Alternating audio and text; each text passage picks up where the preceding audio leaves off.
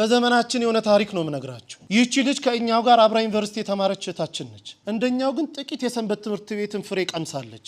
በጣም በትልቅ ውጤት ነው የተመረቀችው። ስራ እንደምታገኝ እርግጠኛ ስለነበረች እናት አባቷን ከገጠር ይዛ መጣች። እዚህ እነሱን ጥዬ መምጣት አልችልም አዲስ አበባ ኖራለሁ ብላ ከገጠር ይዛ መጣለች። ስራ ቢፈለግ የለም። 1 አመት ከ8 ወር ስራ ሲፈለግ አላገኘችም። ኋላ እፈልግሃለሁ ብላን እኔና አንድ ጓደኛዬን ስናወራ እንግዲህ 1 አመት ከ8 ወር ገመናዬን ደብቄ እናት አባቴን በቀንም 1 ቀን እየመገብኩ አኑሬያለሁ። የቤት ኪራይ መከራ ነው፣ ብዙ ነገር ጭንቅ ነው። እባካችሁ ጥቂት ገንዘብ አበድሩኝና ወደ አረብ ሀገር ተሰደዳለሁ አለች። ታይ ብንላት እምቢ አለች። ጥቂት ገንዘብ አዋጣንላት። ለሽልማት የተሰጣትን የአንገት ሐብል የእጇን ሁሉ ሸጣ ጉዞ ወደ አረብ ሀገር ትሄዳለች። 3 ወር እንኳን መስራት አልቻለችም። እግሮቿ ማበጥ ጀመሩ።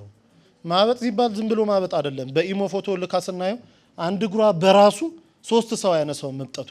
ሆስፒታል ስትመላለስ ቆይታለች። ዶክተሩ የመጨረሻ ያለውን ሪዛልት ሲሰጥ ሰውነትሽን ካንሰር የሚባል በሽታ ተቆጣጥሮታል አለ። ከቻልሽ የእኛን እስልምና ተቀበይሽ አዳያጂ ከኛ ጋር ካልሆነ ግን ወደ ሀገርሽ ሂጂ።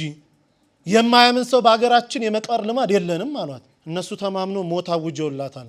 ዶክተሩ 2 ቀን ቀርቶሻል ብሏታል። እዚህ ደውላ እናትየው ጋር ስትነጋገር እናቴ ሆይ እኔ ባለውበት ቦታ አክሱምም እያለው እዛም ገጠር እያለን ሲጨንቀኝ ስታመም ጸበል ቦታ ነበር መሄድ። አሁን ግን ባለውበት ጸበል የለም። በአንቺ ማይፀን ውስጥ 9 ወር ከ6 ቀን ኖር ያለው ያንቺ ስጋ ማለት የኔ ስጋ ነው። እባክሽ ሂጂና ተጠመቂልኝ አለቻት። የተልኮ ጥምቀት ማለት ይሄ ነው። ሂጂና ተጠመቂልኝ በአንቺ ስጋ እመቤቴ እኔን አጥምቃት ትፈውሰኛለች አምናታለሁ ሂጂ አለች። ለካ እናትየው እግራቸውን ያማቸዋል። እሳቸውም ጳጉሜ 1 2 3 2013 ዓመተ ምህረት ልደታ ታውቁታላችሁ ብዬ አስባለሁ ሜክሲኮ። ልክ ስትገቡ እዛ በስመ አብ ወወልድ ወመንፈስ ቅዱስ አሐዱ አምላክ አሜን። ይቺ ጥምቀት የኔ ጥምቀት አይደለችም ልጄ ባለችበት ቦታ አጥምቂልኝ ትላለች እናት እየገባች። ተጠምቆ ሲወጡ 3 ቀን ነው ተጠምቆ የወጡት። ደውልልኝ አሉ ዶክተሩ 2 ቀን ቀርቶሻል ብለዋል። እናትየው 3 ቀን የተጠመቁት። ሲደወል ልጅቷ ዝልፍልፍ ብለው ወርቀ ሆስፒታል ወስዷታል። ሆስፒታል ገና ስትገባ ራሷ ነው የምትነግረን ሰውነቴ ላይ የነበረ ያ ክብደት የሚመሰን አላንቀሳቀስ ያለኝ ነገር ሁሉ ውድቅ ብሎልኝ አዲስ የ18 ዓመት ህፃን ልጅ መስዬ ሆስፒታል በር ቆምኩኝ አለች። ይሄ ከአእምሮ በላይ ነው። ዶክተሩ እንዴት ሆንሽ ይላታል። አላውቅም ትሏለች። አሃ አንቺም ካላውቅሽ እኔ ምን አውቃለሁ ይላታል ዶክተር። እርሱን የሚመረምር ዶክተር ፈቃድ ሞልቶ ወጥቶ ነበረ።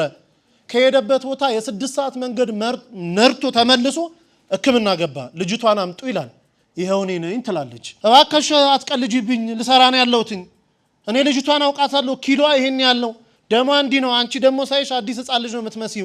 ልጅቷን አምጪ አላት። አይ እኔ ድኜ ነው አለች። እንዴት ሆኖ? ተጠምቄ። ከየት አምጥተሽ ጸበል? አረብ ሀገር አይደለም ወይ ያለሽው? ከየት አመጣሽ? አይ እናቴ ተጠምቃልኝ። እናቴ ልትጠመቅ ስትገባ ወላዲተ አምላክ ድንግል ማርያም ከመልአከ ምክሩ ከቅዱስ ሚካኤል ጋር እኔ ቤት ውስጥ ይመጡ ነበር አለች። ጣዋት ስነሳ ሙሉ ሰውነቴ ረጥቦ ነበር ምገኘው አለች። እናቴ እዛ ተጠመቃለች፣ ድንግል ማርያም ደግሞ እኔን እዚህ ስታጠምቀኝ ነበር እንዲዳንኩኝ አለችው። ዶክተሩ ማልቀስ ጀመረ። እንዲህ የሚባል ነገር አለ? በእውነት ድነሻል? አንድ ኮነማ እኔም እኮ 17 ዓመት ካንሰር ታማሚ ነኝ። በቀን 2 ኪኒንና 3 መርፌ እየተወጋው ነው 17 ዓመት የገፋሁት። እባክሽ ሀገርሹ ሰጂኝ አንቺ ምትያት ሴት ካለች እኔንም ታጥምቀኝ አለ። ያው እንግዲህ ታውቃላችሁ እሷ መምጣት አትችልም። እዚህ ደውላ ከኛ ጋር አገናኘችው። ሰውየው እዚህ የገባው ሐሙስ 10 ሰዓት ላይ ነው ማታ።